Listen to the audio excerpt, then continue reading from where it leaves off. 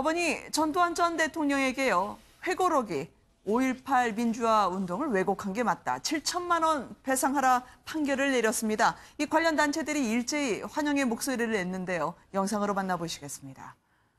한 분은 피고가 회고록을 통하여 5.18 민주화 운동의 발생 경위와 진행 경과에 대하여 사실과 다른 서술을 하였고 결과적으로 원고들의 명예를 훼손하였다고 판단하면서 5.18 기념재단을 포함한 원고들에게 총 7천만 원을 지급하라고 판결하였습니다. 5.18이 계속 진상규명이 안 되고 있는데 그 왜곡과 조작의 주범이 전두환 회고록을 통해서 또 전두환 씨 이미 밝혀졌다고 봅니다.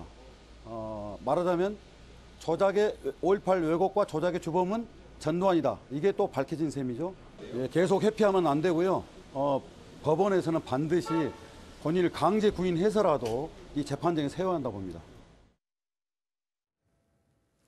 지난해 4월에 회고록이 나온 이후에 참 많은 일들이 있었습니다. 전두환 회고록에 대한 두 번째 소송에 대한 판결이었는데요. 일단 어떤 게 왜곡이 됐다, 문제점을 이야기한 건가요? 일단 이제 이게 두 번째 소송이라는 게 민사에서만 두 번째였던 겁니다. 지난해 4월 처음 나왔을 때는 출판 금지하고 배포 금지하라는 가처분 청구를 했었던 겁니다. 그때는 직접적으로 나온 게 이제 정말 제가 옮기기도 그렇습니다만 5.18 민주화 운동이 북한군이 개입이 됐다거나 네. 아니면 또 이것 때문에 이제 형사소송, 형사재판도 받고 있는 이 고 조비오 신부와의 헬기 사격과 관련한 증언들이 다 거짓말이었다는 내용이 있기 때문에 그 부분을 다 삭제해야 된다고 출판 금지를 받았었고 그 부분은 빼고 다시 책을 내놓기로 했습니다만 그 다른 책에도요.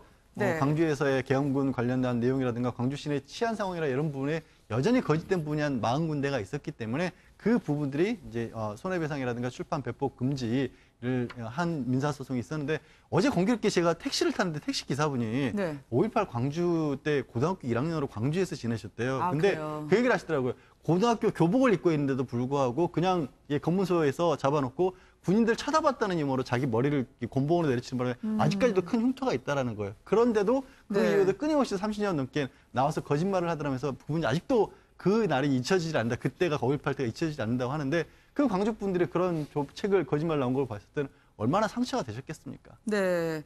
그러니까 회고록을 출간한 이후에요. 북한군의 폭동이라든지 아니면은 조비오 신부의 악의적인 주장이라는 말이 있었습니다만 일부 법원의 요청대로 삭제는 했죠. 근데 그 뒤에도 여전히 문제가 있는 그렇죠. 부분들이 그대로 출간이 돼서 이번에 문제를 삼아서요. 꼭 이 부분은 왜곡이다라고 이번에 재판부가 그렇습니다. 하나하나 지목한 거 아니겠습니까? 그러니까 5.18 기념재단에서 이 책이 나오자마자 일단 바로 그 잘못된 내용에 대해서 삭제해라. 그리고 그렇지 않고는 이게 배포가 돼서 안 된다고 했던 네. 것이고요. 그렇기 때문에 전두환 대통령 측에서는 그 말을 일부 수긍해서 몇 개를 뺐다는 겁니다. 몇 개를 뺐음에도 불구하고 다시 또 출간된 책에 보니까 5.18 기념재단 측이나 그쪽 유가족 쪽에서 보니까 또 엄청난 거짓말이 있어서 그 거짓말이 한 40개 정도 되는데 안매장을 부인했다거나 그렇습니다. 그런 거죠. 그것을 다시 또 이제 민사소송으로 지금 걸어 손해배상 청구를 한 거고 그 민사소송에 대한 1심 판결이 나온 거죠.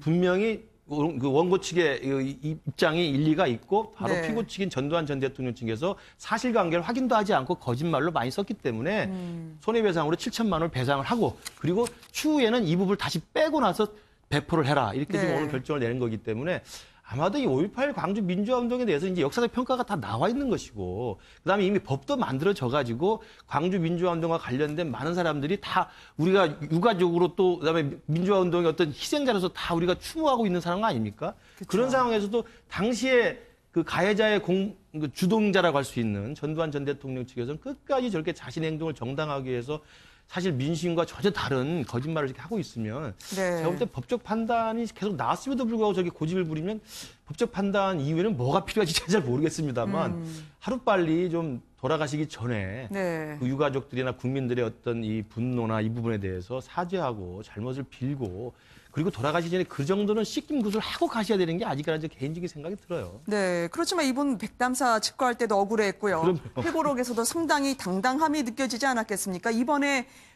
전두환 전 대통령 측 입장이 나왔는데요.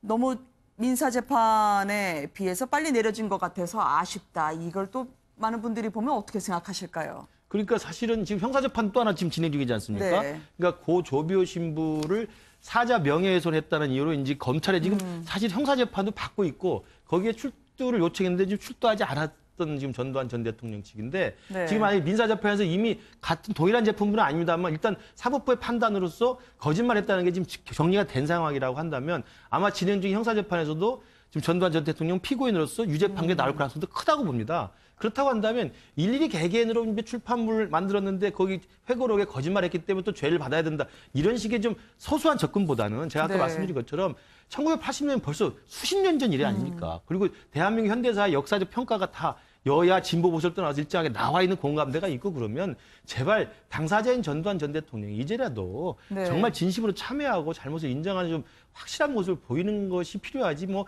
일일이 뭐 사자명예훼손 해가지고 저 사람 또 데려다가 또 무슨 좀 유죄 판결하면 그게 무슨 의미가 있겠습니까? 저는 역사 앞에서 좀 당당하게 좀 잘못을 빌기를 좀 바랍니다. 그리고 조금 전에 그 네, 전두환 씨 측에서 나온 해명이라고 한 네. 형사소송도 안 나왔는데 민사소송이 벌써 나왔다는 건 저건 맞지가 않는 얘기인 게요. 지금 형사소송은 좀 전에 김근식 교수님 설명하신 것처럼 조비오 신부 관련해서 사자의 명예훼손으로 딱 그거 하나를 바라보는 거고요. 그렇죠. 이번 민사소송은 말씀하신 것처럼 40가지가 넘는 왜곡된 허위 사실에 관한 거예요. 그러니까 보고 있는 측면이 아예 달라요. 지금 광주에서 열린 형사재판에서 무슨 결론이 나오건 간에 이 네. 민사소송에서 다뤘던 부분은 다르고요. 또 이 민사소송이기 때문에 본인이 출석 안 하고 변호사가 출석을 해서 대리인으로서 충분하게 변론을 거친 결과로도 법원이 봤었을 때는 일부 세력이 완전히 근거 없이 그냥 일부 허황된 주장을 한 것이라고 법원이 판단을 내린 거기 때문에 형사재판도 안 나왔다. 이거는 사실 법률관계에도 전혀 맞지 않는 변명입니다. 그러니까 많은 분들이 들으실 때는 이 판결이 그렇게 놀라운 판결이 아닐 것 같은데 오히려 전두환 전 대통령 측만 상당히 이 부분에 대해서 난감해하는 것 같아요. 왜냐하면 전두환 전 대통령 기억은 지워졌다라고 얘기하고요. 대신 이 부분에 대해서는 내가 안다라고 민정기 전 비서관이 내가 쓴 책이다. 그렇게 주장을 하면서 한다면 앞으로 재판이 어떻게 흘러갈까요, 변호사님? 뭐 본인이 쓴 거라고 얘기를 하더라도 결국에는 전두환 전 대통령이 그렇게 쓰라고 허용을 했으면 뭐 본인이 쓴 거나 마찬가지죠.